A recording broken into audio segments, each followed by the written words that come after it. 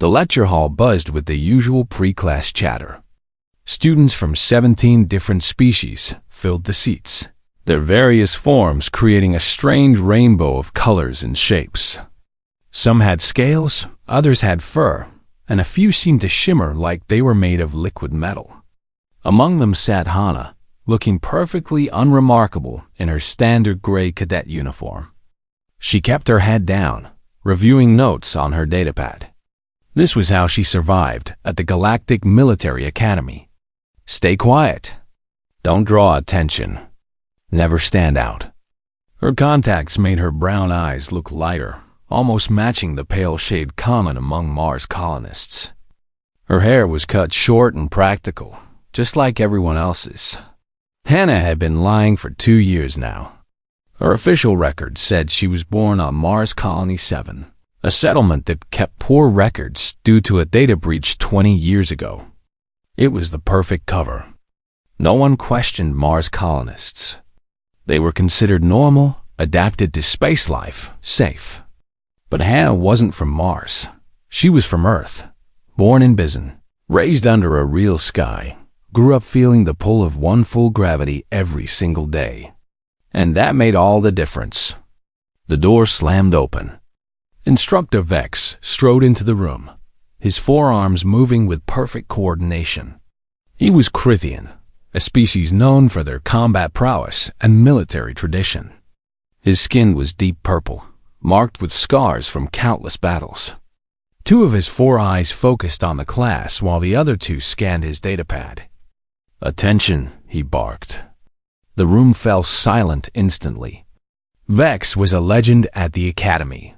53 confirmed kills during the Border Wars. Decorated 7 times. Survivor of the massacre at Proxima Station, where his entire unit died around him. Students feared and respected him in equal measure. "Today, we discuss reaction time and combat awareness," Vex announced, pacing at the front of the room. "Most of you are slow. Pathetically slow. When enemy fire comes, you freeze. When an attack launches, you blink. This weakness will kill you." He moved between the rows of seats, his boots clicking on the metal floor. Students straightened as he passed, not wanting to catch his attention. "Combat happens in fractions of seconds," Vex continued. "Your brain must process threats faster than conscious thought. This is instinct. This is survival." Hana listened carefully, taking notes. She understood instinct better than most. Growing up on Earth meant learning to move in heavy gravity. Every step required more effort. Every fall hurt more. Your body learned to react faster or you got hurt. "Security scan commencing," a mechanical voice announced from the ceiling. Blue light swept through the room. Hana's stomach dropped. Random security scans were normal, but her forged documents had always held up before. She forced herself to breathe normally. There was no reason to worry. The scanner moved from student to student, reading biometric data and confirming identities. Green check marks appeared above each head as the system verified their information. The blue light touched Hana. Her personal display flickered. Error messages scrolled too fast to read. Then the screen stabilized, showing information that made her blood run cold. Cadet identification. Hana species.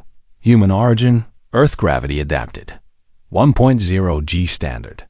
Well, Vex said slowly, stopping directly in front of her desk. His 4 eyes fixed on her screen. "This is interesting." The entire class turned to look. Whispers started immediately. Earthborn.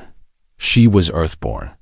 Hana saw fear in some eyes, curiosity in others, disgust in a few. Humans were considered a lesser species by most of the galaxy. They had only joined the Galactic Coalition 30 years ago. They had no advanced technology to offer. Their world was heavy, wet, and violent. And Earthborn humans were rumored to be unstable. Dangerous. Too aggressive for civilized military service. "Stand up, cadet," Vex ordered. Hana stood slowly, her mind racing through options. She could claim the scanner malfunctioned. She could say the data was corrupted. But looking at Vex's expression, she knew he already understood the truth. 2 years you have been here, Vex said, circling her like a predator. 2 years hiding what you are. Why, sir, Hana started. Do not bother lying now, he cut her off. The question was rhetorical. I know why. Earthborns are not welcome here. They are considered too primitive, too violent, too unpredictable. He stopped pacing and faced her directly. Show me if this prejudice has merit. Hana blinked. Sir, you claim to be a soldier, Vex said. Soldiers must have combat awareness, instinct, the ability to react without thinking. His stance shifted subtly, weight moving to his back legs. Let us test your Earthborn reflexes. Warning bells went off in Hana's head. She saw it coming half a second before it happened. Vex was going to attack her. In front of the entire class. This was a test she couldn't afford to fail. Time seemed to stretch. Vex moved with the speed that made Crithians feared across the galaxy. His leg whipped up in a devastating roundhouse kick aimed directly at her head. The kick had enough force to crack combat armor. Most species would be hospitalized by it. But Hana wasn't most species. Her body reacted before her mind caught up. Years of living in Earth's crushing gravity had built muscle density most aliens couldn't match. Her bones were thicker, stronger. Her reflexes were sharpened by a childhood where even a simple fall could break bones. Her hand shot out and caught Vex's ankle mid-strike. The impact sent a shock up her arm, but she held firm. Her fingers clamped around his leg like iron. The force that should have sent her flying barely moved her. The room went completely silent. Vex's 4 eyes widened slightly. In 17 years of teaching, no cadet had ever caught his test strike. Most didn't even see it coming. Those who did couldn't physically stop it. Hana met his gaze without flinching. Something fierce and defiant burned in her chest. She was done hiding, done pretending to be weak. Her brother Taiyang died because he was proud of being from Earth. Maybe it was time to make that pride mean something.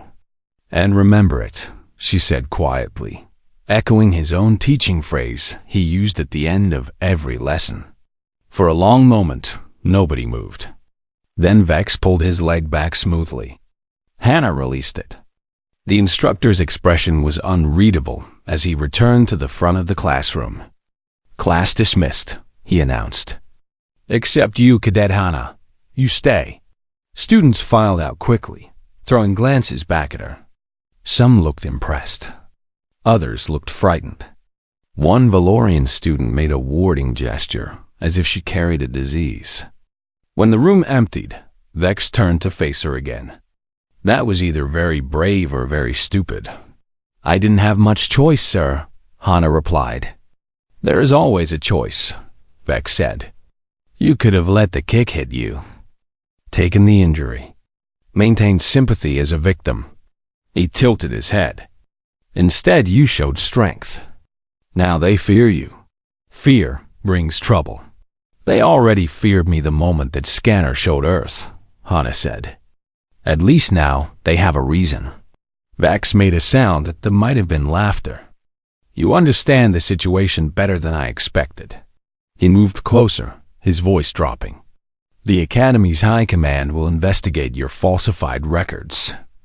There will be consequences. But that kick you caught just changed something important. What? Hana asked.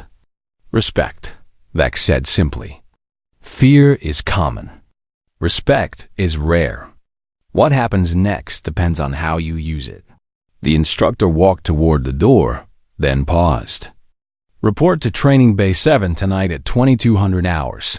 Alone. Tell no one. Sir, I don't understand. You will, Vex said. You caught my kick, Cadet. Now I am curious to see what else an Earthborn can do. He left, and Hana stood alone in the empty lecture hall. Her hands were shaking now that the adrenaline was fading. She looked down at the palm that caught Vex's kick. There would be bruising tomorrow, but nothing was broken. Her datapad buzzed with incoming messages. Dozens of them. The video had already spread across the Academy's network. She was famous now. Or infamous. The girl who caught Instructor Vex's kick. The Earthborn who had been hiding for 2 years. Hannah sat down heavily in her seat. She thought about her brother Taiyang, who died because other cadets couldn't accept an Earthborn in their squadron. She thought about her parents' warnings to stay hidden, stay safe. But safety was an illusion now. The galaxy was going to learn what Earthborn really meant, whether it wanted to or not. And Hannah was going to make damn sure they remembered it. The cafeteria felt different now. Hannah carried her tray through the usual dinner crowd, but conversation stopped as she passed. Some cadets moved away. Others stared openly. A few nodded with something that might have been respect. She found an empty table in the corner and sat down. The food on her tray was standard Academy nutrition paste, designed to be digestible by most species. It tasted like nothing and looked like less. She ate mechanically, not really tasting it. "Mind if we join you?" Hannah looked up. 3 human cadets stood there with their trays. She recognized them from various classes, but had never spoken to them directly. Staying invisible meant staying alone. The speaker was a tall guy with broad shoulders and an easy smile. "I'm Jinwoo. This is Bora and Hyunwoo." Bora was small and compact, with sharp eyes that seemed to measure everything. Hyunwoo was average height, but moved with careful precision, like someone trained in medicine or mechanics. "I know who you are," Hannah said carefully. "Mars colonists, all 3 of you. Or at least that's what your records say." Jinwoo's smile widened. "Funny thing about Mars Colony 7, that data breach 20 years ago? A lot of people seem to have been born there during that gap." He sat down without waiting for permission. The others followed. Jinwoo leaned forward and lowered his voice. "So, born and raised until I was 15. Then my family moved to the colonies, and I learned to lie." "Daegu," Bora said quietly. "Left when I was 12. "Jeju Island," Hyunwoo added. "Best place on Earth, and I had to leave it because being Earthborn meant no future in the stars." Hannah stared at them. "You're all lying too?" "Were," Jinwoo corrected. "Past tense. Your little demonstration today got me thinking. Maybe it's time to stop pretending." "That's insane," Hannah said. "Do you know what they'll do to us?" "The investigation is already in motion," a new voice interrupted. Commander Yuri appeared beside their table. She was human, maybe 40 years old, with gray streaking her black hair. As the Academy's human liaison officer, she was the highest-ranking human on the station. "Walk with me, Cadet Hannah.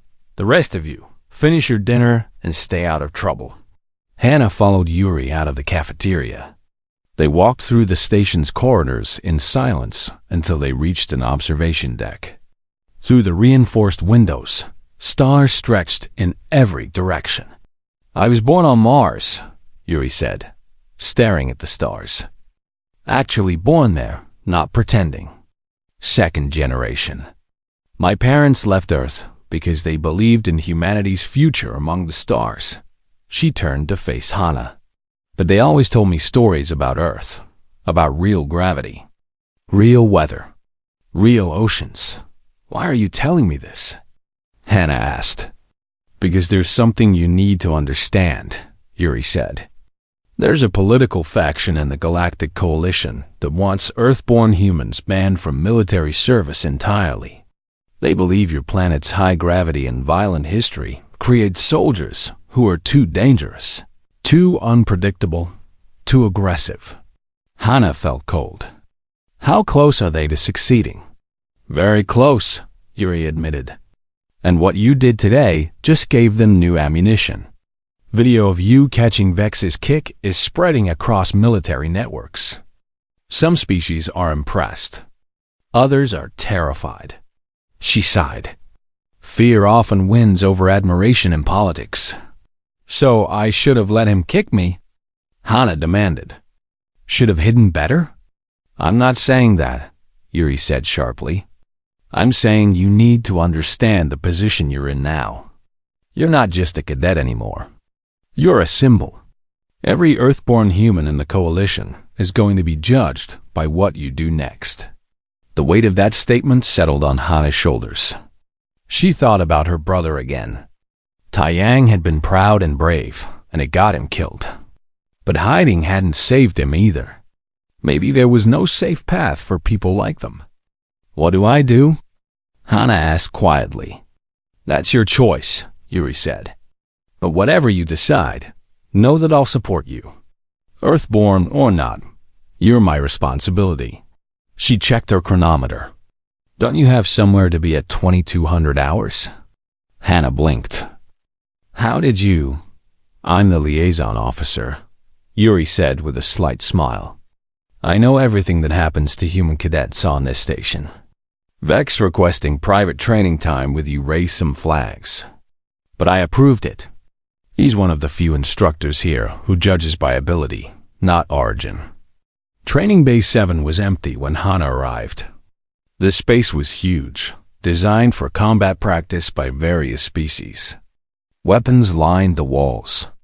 Training dummies stood in rows. The floor was reinforced metal with cushioned sections for grappling. Vex was already there, wearing light training armor.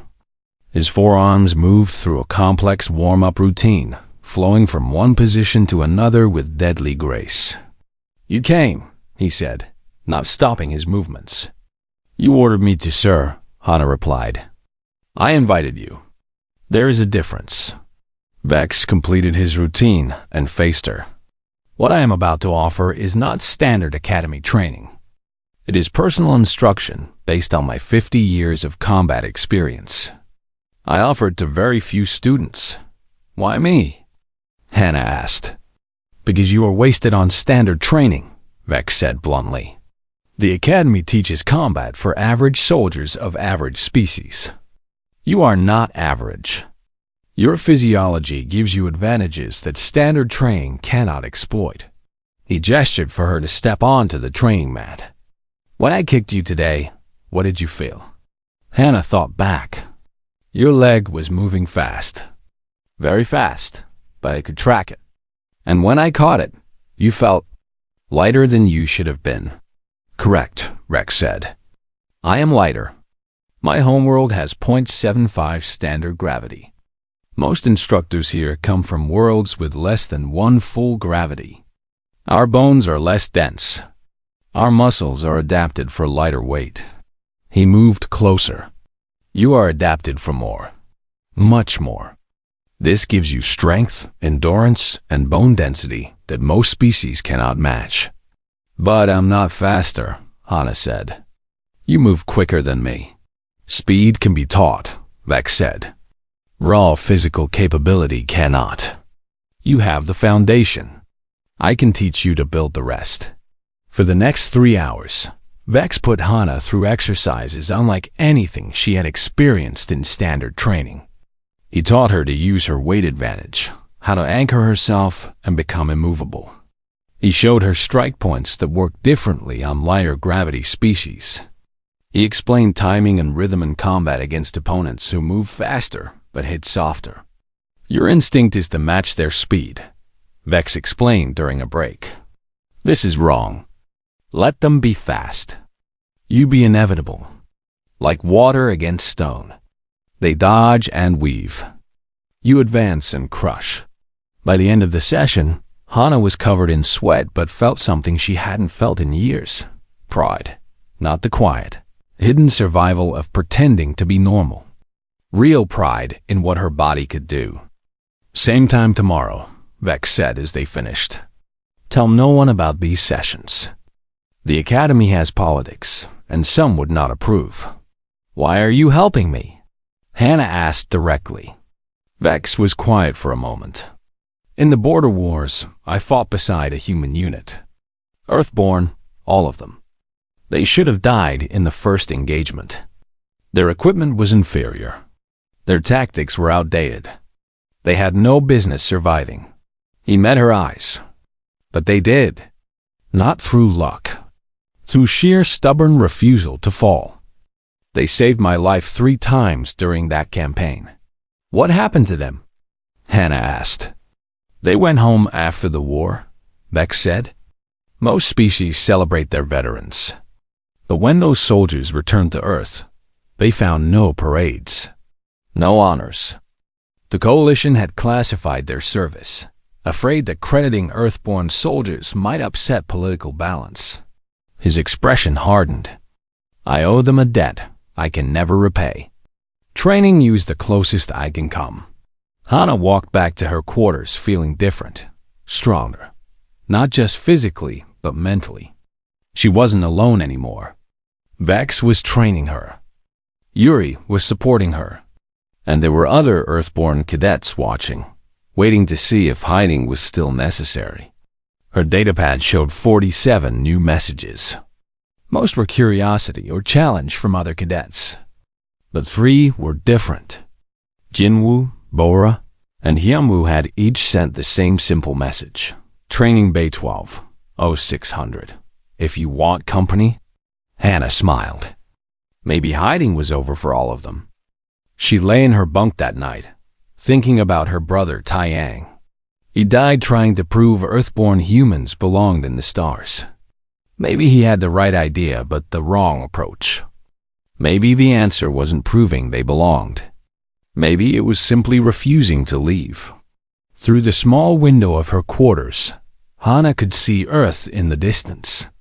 A blue marble suspended in darkness. Home, the heaviest inhabited world in the Coalition. The planet that forged humans in gravity and made them strong. Tomorrow she would meet the others. They would train together. And when the Academy's investigation came, when the political pressure mounted, when the galaxy tried to push them back down to their heavy world, they would be ready. Because Earthborn humans didn't break easily. Their home world had made sure of that. Hannah closed her eyes, and for the first time in 2 years, she didn't dream of hiding. She dreamed of standing tall. Training Bay 12 was smaller than the main facilities, tucked away in an older section of the Academy station. When Hannah arrived at 6 in the morning, Jinwoo, Bora, and Hyunwoo were already there, running through basic exercises. Thought you might not come, Jinwoo said, not breaking stride on his run. I'm done hiding, Hannah replied simply. Word spread fast in the Academy. Within a week, 12 Earthborn cadets were trained together every morning. They came from different programs, different years, different backgrounds. But they all shared the same secret and the same decision to stop lying about it. Bora turned out to be a natural marksman. Her scores on the range were the highest in her year, and now everyone understood why. Earth's heavier gravity meant her hands were steadier, her aim more precise. What looked like impossible shots to other species were merely difficult to her. Hyunwoo excelled in emergency medical training. His professors couldn't understand how he could work so quickly with such small, delicate instruments. But fingers strengthened by Earth's pull had precision other species needed mechanical enhancement to achieve. Jinwoo's gift was tactical analysis. He could process combat scenarios faster than the Academy's own computers. Survival on Earth meant thinking ahead, he explained during one session. Weather changes could kill you. Animals were dangerous. You learned to see patterns, or you died young. They trained together, learned together, and slowly stopped caring what the rest of the Academy thought. Let them stare. Let them whisper. The Earthborn cadets were tired of apologizing for being strong. Commander Yuri watched their progress with quiet approval. She never joined their training, but often observed from the bay entrance. Be careful, she warned Hannah one morning. Unity among Earthborns makes some people nervous. They're already worried about one of you. 12 working together scares them more. Good, Hana said. Maybe fear will bring respect. Or it will bring restriction, Yuri countered. The political faction I mentioned is pushing harder now. There's talk of mandatory genetic screening, of limiting Earthborn positions to support roles only. But before the politics could reach any conclusion, the galaxy intervened in a much more direct way. The alarm started at 1400 hours on a Tuesday afternoon. Not the standard drill alarm everyone ignored. This was the emergency combat alarm, the sound that meant real danger. All cadets report to emergency shelters immediately, the station's AI announced. This is not a drill. Hostile forces detected. Repeat, this is not a drill. The corridors filled with running students. Species of every type rushed toward the designated safe zones. Training took over, everyone moving with practiced efficiency. Except the efficiency was based on fear, not readiness. Hana ran toward the shelter with everyone else, but something felt wrong. Through a viewport, she caught a glimpse of the incoming ships. They were wrong. Organic-looking, like they had been grown instead of built. They moved in patterns that didn't match any known tactical doctrine. Devourers, someone whispered nearby. Hana had heard stories about them. Everyone had. A mysterious alien force that appeared 5 years ago in the outer colonies. They raided settlements, left no survivors, and vanished before coalition forces could respond. No one knew where they came from or what they wanted. They just consumed and moved on. The station shook. Impact. The Devourers were firing on Nexus Prime. Inside the emergency shelter, hundreds of cadets crowded together. The room was designed to be safe, with reinforced walls and independent life support.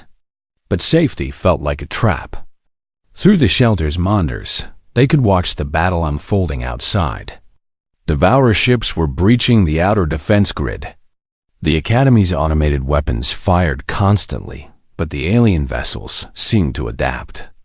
Energy weapons that worked on the first ship were ineffective against the second. Missiles that connected dissolved against organic hull material that repaired itself. We should be fighting, Jinwoo muttered beside Hana. Not hiding. We're first-year cadets, Bora pointed out. What could we do? The monitor showed something that made Hana's blood run cold. A Devourer boarding pod had attached to the station. It was cutting through the hull. In minutes, those things would be inside. They're coming in, Jinwoo said quietly. The shelter's commanding officer, a Valorian captain named Reth, tried to maintain order. Stay calm. Security forces are responding. We are safe here. But Hana watched the monitors and knew he was wrong. She saw security teams engaging Devourer creatures in the corridors. The aliens were fast, armored, and deadly. Worst of all, they learned. Tactics that worked once failed the second time. The security forces were losing. We need to help them, Hana said, standing up. Captain Breath turned to her. Sit down, cadet. That is an order. Sir, with respect, they're dying out there, Hana argued. We have training. We have numbers. We can make a difference. You are students, Reth said firmly. You will remain in the shelter where you are safe. Hana looked at the other Earthborn cadets scattered through the crowd. Jinwoo nodded slightly. Bora's hand moved to the emergency supply locker where basic weapons were stored. Hyunwoo was already checking the shelter's medical kits. Permission to disobey that order, sir, Hana said clearly. Reth's expression hardened. Denied. Anyone who leaves this shelter will be expelled from the academy. Then I guess I'm expelled, Hana said, and moved toward the door. Me too, Jinwoo added, standing. One by one, all 12 Earthborn cadets stood up. They moved to the equipment lockers, grabbing whatever they could find. Basic training rifles, combat knives, even riot shields meant for crowd control. "This is mutiny," Reth hissed. "I will have you all court-martialed." "You can try," Hana said. "If we all survive." She overrode the door lock with her cadet code. The system would flag her for it, but that didn't matter anymore. The door slid open, revealing the corridor beyond. Emergency lights flashed red. The sound of fighting echoed from somewhere nearby. The Earthborn cadets moved out in formation, using tactics from their morning training sessions. Jinwoo took point, reading the tactical displays built into the corridor walls. Bora followed with her rifle ready. Hyunwoo stayed in the middle with medical supplies. They found their first devourer 3 corridors away. It was hunched over the body of a security officer, doing something that Hana didn't want to examine too closely. The creature was maybe 2 meters tall, covered in chitinous armor, with too many limbs that ended in blades. "Contact," Jinwoo whispered, raising his hand to stop the group. The devourer's head snapped toward them. It had no visible eyes, but somehow it saw them. Or sensed them. The creature moved with impossible speed, launching itself down the corridor directly at them. Bora fired 3 shots. 2 missed. 1 hit the creature's shoulder armor and deflected harmlessly. The devourer kept coming. "It's too fast," Bora said, adjusting her aim. But Hana was already moving. While other species saw a blur of motion, her Earth-adapted eyes tracked the creature's movement. She planted her feet, anchoring herself with weight and gravity the way Vex had taught her. The devourer slammed into her like a freight train. Hana caught it. Her arms wrapped around the creature's center mass. The impact would have sent a lighter gravity species flying. But Hana's bones were dense, her muscles built for 1 full gravity. She was designed by Earth to be heavy and strong. The creature thrashed, its blade limbs cutting at her arms. Pain flared, but Hana held on. She twisted, using the creature's own momentum against it, and slammed it into the corridor wall. Once, twice. On the 3rd impact, she felt something crack. Now, she gasped. Jinwoo and 2 other cadets moved in with combat knives. They struck at joints and gaps in the armor, finding soft points that rifles couldn't reach. The devourer shrieked and tried to adapt, its armor shifting to protect the vulnerable areas. But it was too slow. Or the Earthborns were too fast. Or maybe the creature's adaptation couldn't account for the raw physical aggression of beings from a heavy world. The devourer stopped moving. Hana released it and stumbled back. Her arms were bleeding from a dozen cuts. Hyunwoo was there immediately, applying quick seal bandages. "That was insane," he said, but he was smiling. "That was necessary," Hana corrected. She looked at the dead creature. It was already starting to dissolve, its organic matter breaking down rapidly. "We need to keep moving. There will be more." They found more. Many more. The Academy's corridors had become a battlefield. But something strange was happening. Where the standard security forces struggled and died, the Earthborn cadets fought and survived. The Devourers adapted to energy weapons and explosive rounds. But they weren't adapted to creatures who could match their speed, endure their hits, and fight with basic, brutal close-quarters combat. In the Academy's main concourse, they found Instructor Vex fighting alone against 3 Devourers. His forearms moved in a blur, but he was bleeding from multiple wounds. The creatures had learned his patterns and were slowly overwhelming him. "With me," Hana ordered and charged forward. What followed was chaos. 12 Earthborn cadets against 3 alien killers.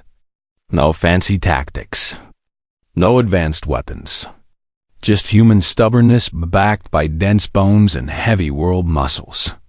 They saved Vex's life. When it was over, the Instructor sat against a wall, breathing hard. His arms hung useless. But he was smiling. "I told you," he said to Hana. inevitable. The battle for the hearing took place in the Coalition High Council chambers, a massive room designed to accommodate representatives from hundreds of different species. Hana stood at the center of a circular platform, surrounded by tiered seating that rose toward a dome ceiling covered in stars.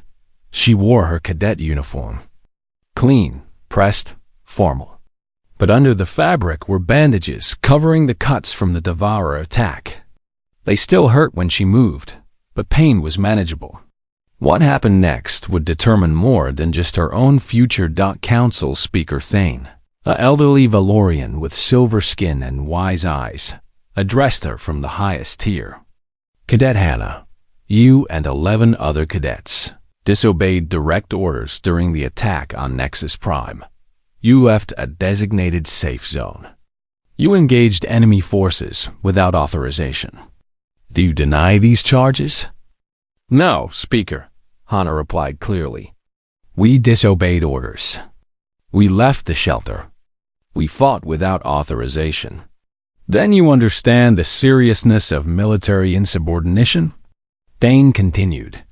I understand that 8 Earthborn cadets died protecting that station, Hana said. I understand that Commander Yuri sacrificed herself so others could live. I understand that we were called students and told to hide while people were dying in the corridors. Her voice remained steady. So yes, I understand seriousness, sir.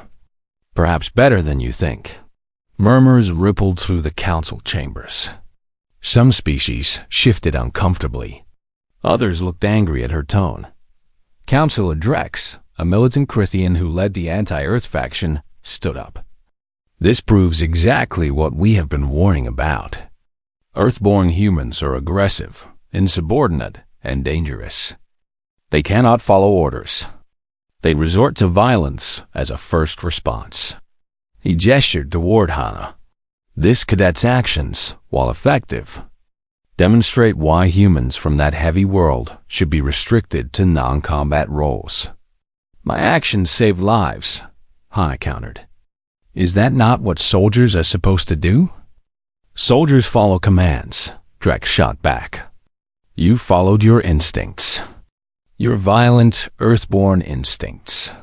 Before Hana could respond, someone else spoke up. Instructor Vex stood in the section reserved for Academy staff. His injured arm was in a medical brace, but his voice carried clearly. Permission to speak, Council? Thane nodded. The Council recognizes Instructor Vex. I have served in the Coalition military for 53 years, Vex began. I have fought beside dozens of species. I have trained thousands of cadets. He looked directly at Drex. And I tell you now, without hesitation, that the Earthborn cadets who fought during that attack displayed exactly the qualities we need in soldiers. They displayed insubordination, Drex argued. They displayed judgment, Vex corrected. When faced with an impossible situation, they assessed the reality and acted accordingly. They used their natural advantages to fight enemies that had adapted to counter our standard forces. Most importantly, they succeeded where others failed. He paused. If that is what you call dangerous, then I suggest we need more danger in our military, not less. The debate continued for hours. Some council members supported the Earthborn cadets. Others demanded they be expelled as examples. The political factions that had been arguing for months now had real evidence to support their positions. But the evidence could be interpreted in different ways. Finally, Councilor Thane called for order. The council will recess to discuss appropriate action. Cadet Hana, you and the other Earthborn cadets will await our decision. Hana left the chamber and found the other 11 waiting outside. They looked as tired as she felt. Jinwoo was reviewing tactical reports on his datapad. Bora sat quietly, eyes closed. Hyunwoo was organizing medical supplies from habit. How did it go? Jinwoo asked. Hard to tell, Hana admitted. Some of them want us gone. Others want us promoted. Nobody seems to agree on what we are. We're soldiers, Bora said without opening her eyes. That should be enough, but it wasn't enough. Not yet. The galaxy was still learning what Earthborn humans meant. 3 days later, the council announced their decision. Hannah and the other cadets were called back to the chambers. This time, the room felt different. More tense. More focused. The council has reached a decision, Thane announced. The charges of insubordination are complicated. You disobeyed orders, yes. But the orders themselves have been reviewed and found to be insufficient given the actual threat level.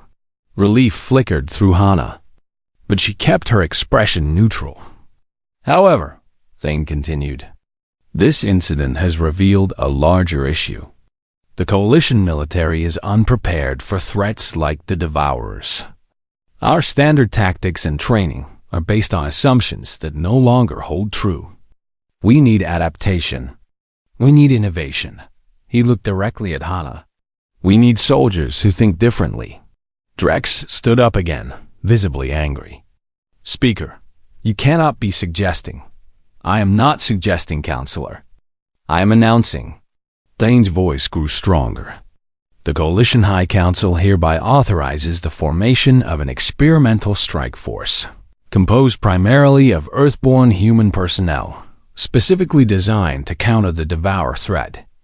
This force will operate with considerable autonomy and will be tasked with missions standard units cannot accomplish. The chamber erupted into argument. Half the council seemed to be shouting at once. But Thane continued speaking, his voice cutting through the noise. Cadet Hannah, given your demonstrated leadership during the Nexus Prime attack, you are hereby promoted to lieutenant and offered command of this new force. Do you accept? Hannah's mind raced. This was bigger than she had expected. Not just avoiding expulsion, not just clearing her name. They were offering her the chance to build something new, to prove that Earthborn humans belonged not just in the military, but at its cutting edge. But it was also a trap. Any failure would be used as evidence that Earthborns couldn't be trusted. The entire human population of the Coalition would be judged by what she did next. I accept, Hannah said clearly. On 3 conditions. The chamber went quiet. Demanding conditions from the High Council was either brave or stupid. Possibly both. Speak, Thane said, sounding curious. First, I want full operational autonomy, Hannah stated. My force answers to High Command for missions and objectives, but I control tactics, personnel, and methods. No political interference. Outrageous, Drex muttered, but Thane nodded. Granted. Second condition? I want unrestricted recruitment from the Earthborn population, Hannah continued. Not just military volunteers. Anyone from Earth who has the skills we need. Engineers, scientists, doctors, technicians. I build my team, not the bureaucracy. This caused more argument. Opening military service to non-standard recruitment violated dozens of protocols. But Vex spoke up again, supporting Hannah's demand. Eventually, Thane agreed. Granted with limitations. Your recruits must pass basic screening. We will not allow criminals or unstable individuals simply because they are from Earth. Third condition? Protection, Hannah said firmly. Every human who joins my force gets full protection from discrimination and political persecution. No matter what happens, no matter what our missions accomplish or fail to accomplish. The Earthborn soldiers who serve with me will not be punished for my decisions. She looked around the chamber, meeting eyes from dozens of different species. You want us to fight the Devourers? Fine, we'll fight. But we do it knowing that our people are protected. That we're not just test subjects to be discarded if the experiment fails. Long silence followed. Then Thane spoke quietly. The council must discuss this condition in private session.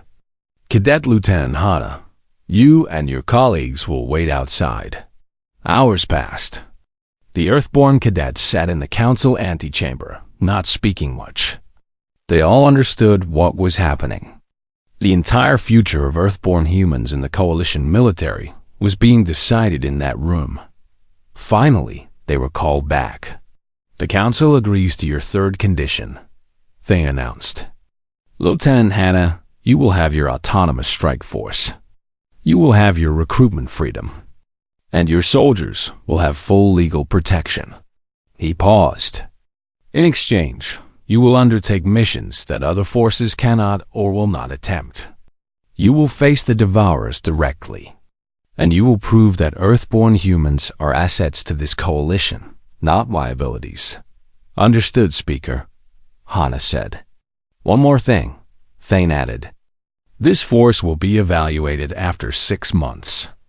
If you have not demonstrated clear value, if your casualties are too high, or if you prove unable to fulfill your mission parameters, the program will be terminated and all Earthborn military personnel will be reconsidered." It was a threat wrapped in bureaucratic language. "Succeed or doom your entire species to permanent second-class status." 6 months, Hannah agreed. "That's all we need." After the hearing, Hannah returned to Nexus Prime Academy. But she wasn't a cadet anymore. She had an office now, small but functional, with access to Coalition military databases and personnel records. Jinwoo, Bora, and Hyunwoo joined her without being asked. They were the core of her new force. "So where do we start?" Jinwoo asked, looking at the massive amount of data available to them. "We find our people," Hannah said. She pulled up personnel files, searching for Earthborn individuals scattered across the Coalition. There weren't many, but they were there. Hidden in colonies, working in stations, serving in support roles. The mining colony of Kepler 442 looked dead from orbit. No communications. No movement on the surface scanners. Just the massive underground tunnel system where 3,000 colonists had been hiding for 6 days. Trapped by the Devourer infestation, Hannah stood in the transport ship's briefing room, addressing her 90 soldiers. They wore light armor designed for tunnel fighting, flexible, quiet, and reinforced at critical points. Their weapons were a mix of standard rifles and more brutal close combat tools. Combat knives, breaching tools, even weighted clubs. Standard Coalition forces tried to clear the hive 3 days ago, Hannah explained, showing tactical displays. They lost 40 soldiers in the first hour. The Devourers adapted to every weapon system, every tactical pattern. Energy weapons stopped working. Explosives were contained. The survivors retreated. "So why do they think we'll do better?" someone asked. It was Dane, the former boxer, built like a tank even by Earthborn standards. "Because we're not using their tactics," Jinwoo answered from his position at the tactical console. "The Devourers adapt to technology, to patterns, to predictable military doctrine." He looked around the room. "But they've never faced humans who fight dirty. Guerrilla warfare," Bora added. "Hit and run, ambush, chaos. Things that don't follow a pattern they can learn. And if that doesn't work..." Daehan pressed. "Then we get mean," Hannah said simply. "Earth made us strong for a reason. Time to use it." The transport ship landed on Kepler 442's surface, near the main mining entrance. The planet was cold and barren, with barely breathable atmosphere. Perfect for mining operations. Terrible for everything else. The tunnel entrance was torn open, showing signs of Devourer breach. Organic matter clung to the walls, slowly pulsing with alien life. Hyunwoo scanned it with medical equipment. "This is how they spread," he said quietly. "The organic matter is part of their reproduction system. It's growing. In another week, this whole facility will be a hive." "Then we have 1 week," Hannah said. "Move out. Stay in teams of 5. Maintain radio silence unless you find colonists or heavy resistance. Jinwoo coordinates from here." The Earth Strike Force split into 18 teams and entered the tunnels. Hana led one team personally, with Bora, Yunwoo, and two others, Soman the engineer and a quiet woman named Minji, who had scored perfect marks in hand-to-hand combat. The tunnels were dark, lit only by emergency lights that flickered weakly. The air was thick and humid, filled with the smell of decay. Devour organic matter covered the walls like a disease, pulsing slowly as if the entire tunnel system was breathing. "I hate this," Bora muttered, her rifle sweeping corners. "Stay focused," Hana replied, but she understood. This wasn't a battlefield. This was the Devourer's home territory. Every shadow could hide an enemy. Every sound could be an attack. They found the first colonists 2 levels down. A group of 20 workers had barricaded themselves in a storage room. They were starving, dehydrated, and terrified. But alive, can you walk? Hana asked their leader, a man who introduced himself as Park. "Barely," Park admitted. "We've been trapped for 6 days. Some people are sick. We have wounded." "Hyunwoo, assess casualties," Hana ordered. Then she radioed Jinwoo. "Team 1 has 20 colonists. Need escort back to surface." "Copy. Sending Team 4 to your position," Jinwoo responded. While they waited for escort, Park told them what had happened. The creatures came from below, from the deepest mining levels. They just appeared. Fast, smart, killing anything that moved. "We tried to fight them at first, but weapons didn't work. Energy rifles overheated after a few shots. Explosives didn't detonate properly. It was like they knew how to stop our weapons. They adapt," someone explained, examining a damaged rifle. "Their biology allows rapid evolution to counter threats.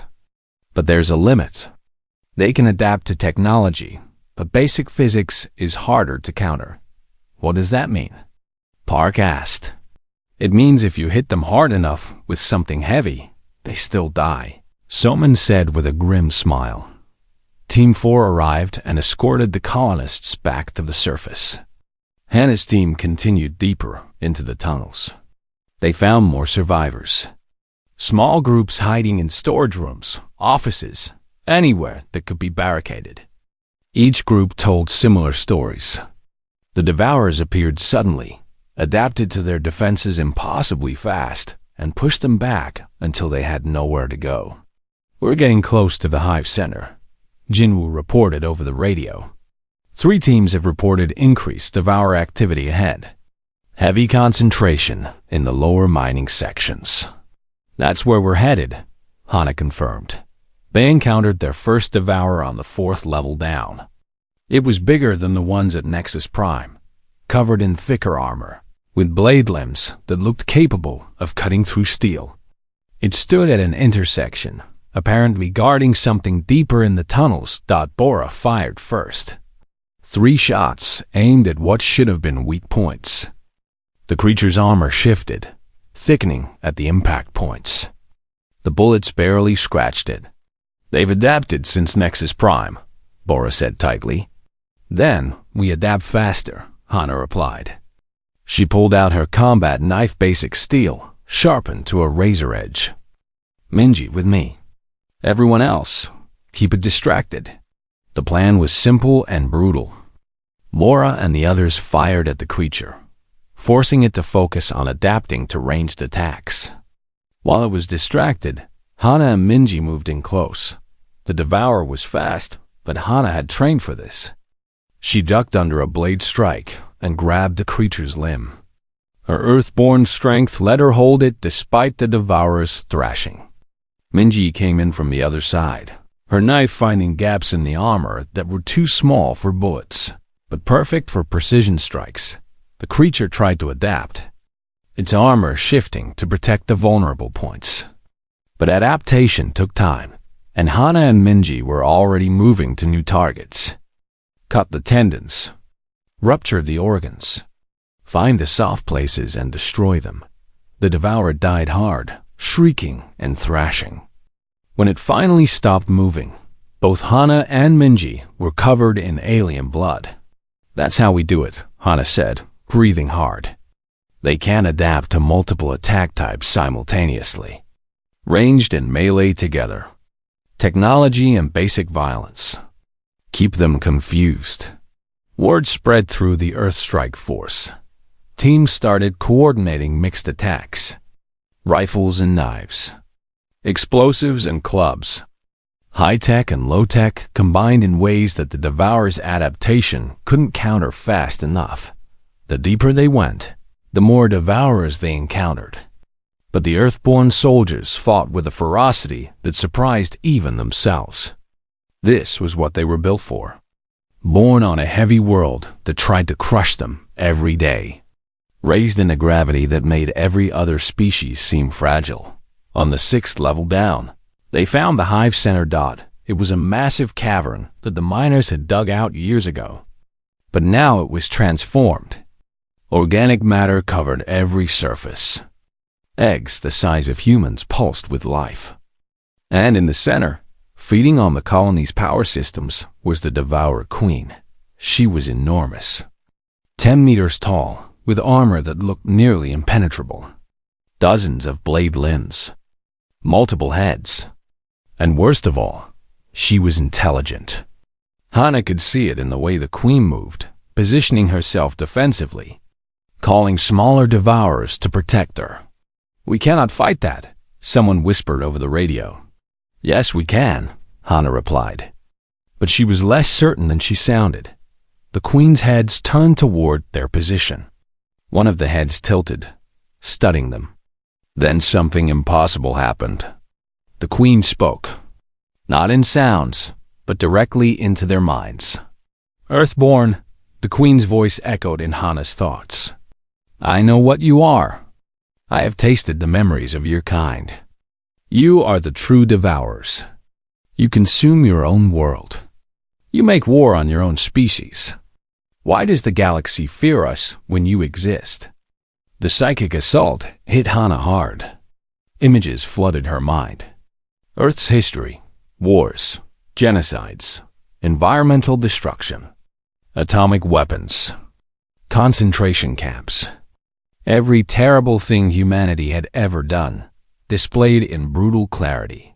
"We learned," Hana said through gritted teeth, forcing the words out despite the psychic pressure. "We made mistakes. Terrible ones. But we changed. We chose to be better." "Choice," the Queen echoed mockingly. "We have no choice. We consume because we must. You consume because you wanted to. Which is worse?" "The difference," Hana said, standing fully despite the mental assault, "is that we stopped. We learned. We grew. We joined the galaxy not to conquer, but to protect." She gripped her knife tighter. "That's what makes us dangerous to you. Not our violence. Our capacity to overcome it." The Queen laughed psychically, and the sound hurt. "Then show me this growth. Show me this change. Die with your evolved morality, Earthborn." The Queen attacked, and everything went to hell. Smaller Devourers poured from the walls. The Queen herself moved with shocking speed despite her size. Her blade limbs struck like lightning, her armored body tanking hits that should have killed anything. The Earthstrike force fought back with everything they had. Teams coordinated complex attacks. Engineers like Soman overloaded power systems to create improvised explosives. Hyunwoo kept people alive through injuries that would kill other species. Laura made impossible shots through chaos. Jinwoo coordinated movements from the surface, turning 90 individual soldiers into a single fighting force. But it wasn't enough. The Queen adapted. Her armor thickened. Her speed increased. Her psychic attacks grew.